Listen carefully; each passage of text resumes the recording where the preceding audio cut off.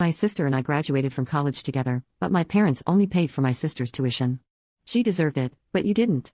My parents came to our graduation, but their faces turned pale when. My name is Rachel Moore. I was born 4 minutes after my sister, Hannah. And apparently, those 4 minutes made all the difference in the eyes of my parents, Charles and Elizabeth Moore. Hannah and I are twins. But to them, it seemed there was only one real daughter. And alas, it wasn't me. From my earliest childhood, I noticed the difference in how they treated me. Hannah always got the newest, prettiest, and most desirable things. She got the dolls and I got the ones the neighbors' children gave me. She got the dresses and I got the ones that were already worn. When Hannah cried, my mother dropped everything and flew to comfort her, hug her, and persuade her. When I tripped and scraped my knee, all I heard was, "You're a strong girl, Rachel. Be patient."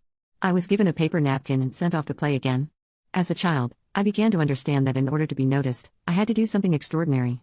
After all, no one noticed my tears for no reason. I remember one of the most vivid episodes from that time. I was about 5 years old. Hannah and I were playing in the yard. She wanted to climb up some tall metal structure on the playground, but she got scared and started crying. I was scared myself, but I climbed up and jumped off anyway to show her that it was okay. I hoped that my parents would praise my courage, but Dad ran up to us first, hugged Hannah, and told her that she was a brave girl, although he didn't even try to climb up. And he glanced at me and just quietly muttered, "Be careful, Rachel.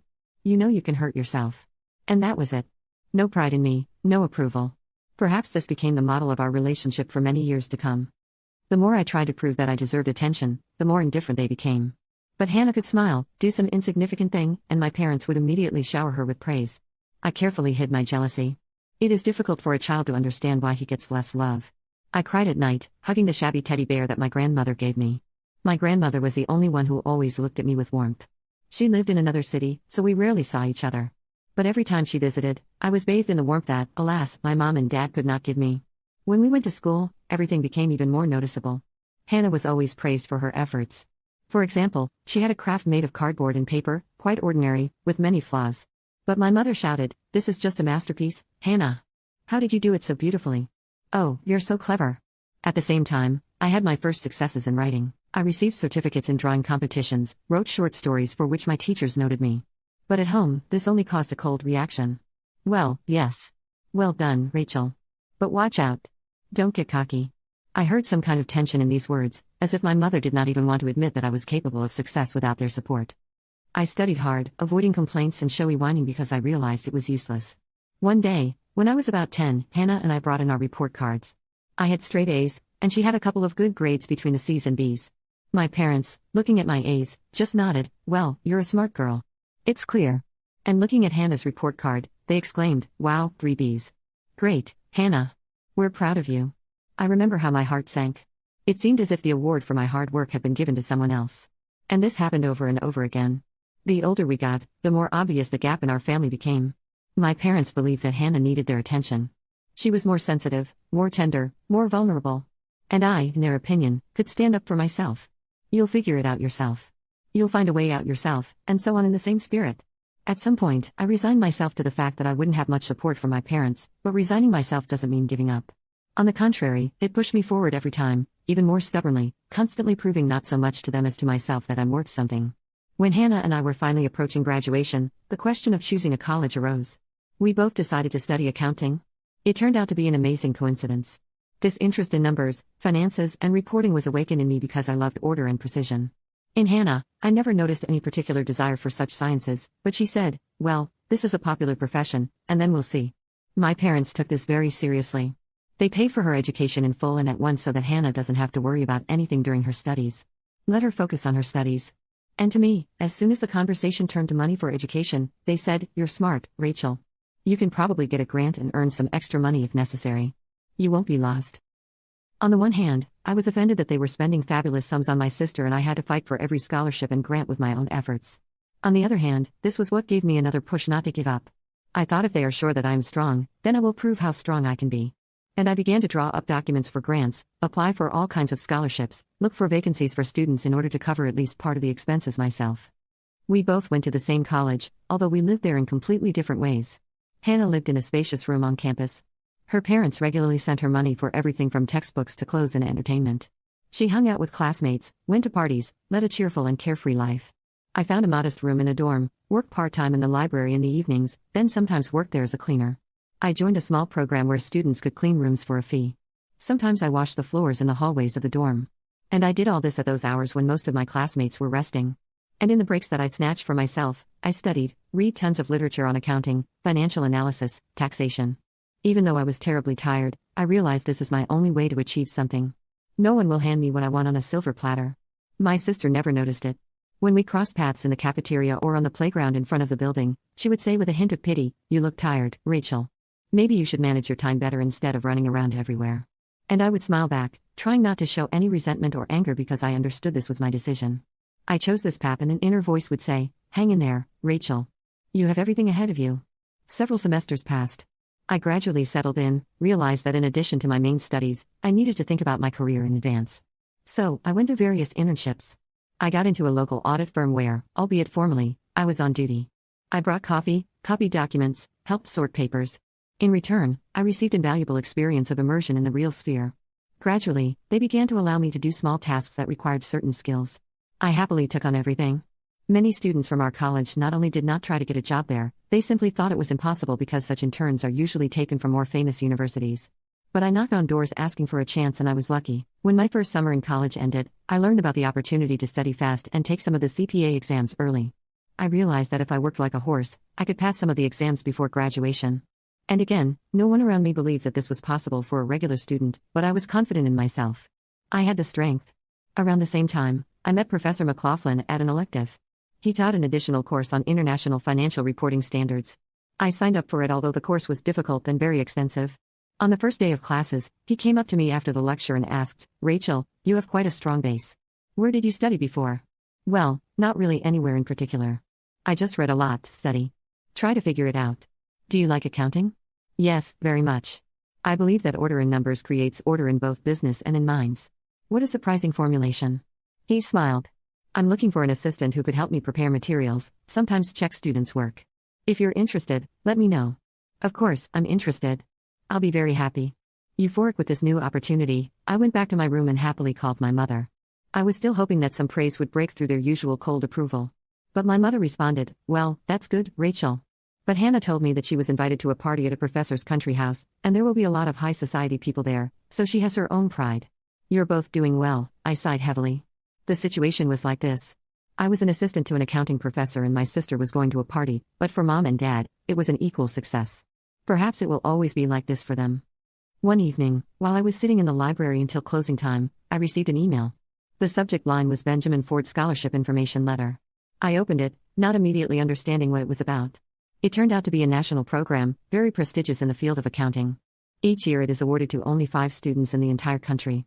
The requirements are strict: excellent academic performance, outstanding extracurricular activities, leadership qualities, recommendations from professors, and a lot of other items. To be honest, I didn't even think about applying for this scholarship, thinking that it was too high a standard. But Professor McLaughlin must have sent my portfolio himself. He had a practice of recommending smart students without warning them so that they wouldn't get nervous ahead of time. The email said that I was being invited to submit a formal application since the committee had been impressed by the preview of my achievements. I sat in shock, rereading it several times, and finally I decided I have to try. I didn't tell my parents or Hannah about my intention. By that time, I had already learned my lesson. My aspirations, my victories are my own business. They won't pay attention anyway or will consider it something insignificant. Why should I see their indifference once again? It took me several weeks to prepare for the competition. I had to submit all the documents, write an essay, complete several tasks, and submit recommendations. Professor McLaughlin helped me, gave me advice, checked the text, and pointed out mistakes. I gave it my all. Then I sent the documents, and for several months, I just crossed it out of my mind. Work, study, internship, and preparing for the CPA exams filled my everyday. I did not allow myself to relax for a minute. 3 months later, in the evening after another shift at the library, I found a letter in the mail. "Congratulations. You are one of 5 winners of the Benjamin Ford Scholarship." I reread these lines, experiencing a storm of emotions: joy, pride, disbelief, excitement, and most importantly, that quiet voice inside me suddenly turned on, saying, "You see, Rachel, you can do it. You did it." I closed my eyes and almost cried from the feelings that overwhelmed me. For the first time, I realized that now no one would be able to ignore me. Although this sounds a little arrogant, this is exactly what I wanted my whole life, to be noticed. But inside, I was not only proud, there was also weariness. What about my parents? How will they react? Will they even want to congratulate me now? The award ceremony was announced in advance. It was to be held at one of the leading universities where representatives of large auditing firms, investors, journalists, and teachers from all over the country were coming. I was asked to take my parents with me. This will be a special day for them. They will be able to see what you have achieved, the organizer said over the phone. I admit I hesitated. Part of me didn't want to invite them because I was afraid of another cold statement or underestimation, but the other part, the stubborn inner child, still hoped to receive at least a drop of pride from them. And so, I dialed the home number. "Hi, Mom. Remember how I told you I was entering this big competition?" "Something like that." "Yeah. What's it all about?" "Anyway, I won one of the most prestigious national scholarships in accounting. I'm invited to the award ceremony and they're asking me to bring my parents." "Really?" I heard Mom raise her voice and call out to Dad. "Charles, come here. Rachel's saying something about an award." I picked up the phone again. "When's the ceremony?" "In 2 weeks, Friday in the morning. It's in a different city, but I'll check with you to see what's most convenient for you. They want to see you there." "Okay, we'll try to make it." Mom spoke in a tone as if she wasn't sure whether it was really worth the time. I hung up the phone feeling empty. Okay, I told myself, even if they come, let them see it with their own eyes. Maybe then something will change, but I no longer had the same childish hope. I had become more hardened by this point. The day of the award ceremony arrived. I arrived at the university early, put on my only more or less formal dress, modest, classic cut, black with discreet accessories. The guys, the other laureates, were bustling around. We were all a little nervous. We were led into the hall where the ceremony was to take place, explained that each name would be announced. The director of the university would recount the short achievements and present the award. We all took our places in the front rows. The hall filled with guests, and I noticed that Hannah was sitting next to her parents. My sister was wearing an expensive dress with a chic handbag on her lap. Mom and Dad looked a little confused, as if they themselves did not understand what they were doing in such a hall. I tried not to meet their eyes so as not to be distracted. I was ready for the most important moment in my life. Finally, the ceremony began. The host announced one laureate after another. Vivid biographies were heard. Someone created a program for optimizing tax accounting. Someone distinguished himself with student projects at the international level. I applauded everyone, trying to contain my excitement. And then it was my turn. The rector stood up and said, "The next student, ladies and gentlemen, is an example of resilience, discipline, and independence." Without financial support from her family, she went from being a cleaner and a librarian to being one of the best in her class. Her teachers call her a person of iron will and determination. Meet Rachel Moore. The audience burst into applause, and I heard several people stand up. I stood up from my seat, feeling a wave of heat spreading through my body. I was walking toward the stage, and at that moment I turned to the audience and saw my parents' faces. Mom was sitting with a cold expression, and I didn't see the usual pride in her eyes. Dad seemed surprised, as if he hadn't expected everything to be so serious. Hannah looked at me with bewilderment mixed, as it seemed to me, with some envy. And then I realized they really were seeing me as if for the first time. I went up on stage. The rector shook my hand, presented me with an award and briefly congratulated me. Then we took a photo and I returned to my seat to the general lively jubilation. I felt as if fate had finally repaid me for all those years when I was ignored. After the ceremony, not only Professor McLaughlin but also other professors and representatives of large companies approached me. They congratulated me, handed me business cards, asked if I was interested in an internship at their companies. I smiled and quietly rejoiced. Here it is, the reward for hard work. And suddenly I saw the rector, who also came up to me and whispered in my ear, "You have proven that family is not always the one who helps. Sometimes family is yourself. Don't forget that now all doors are open for you." I nodded, and then I noticed my parents and Hannah walking towards me. I saw them, sighed, and mentally prepared myself for another cold conversation.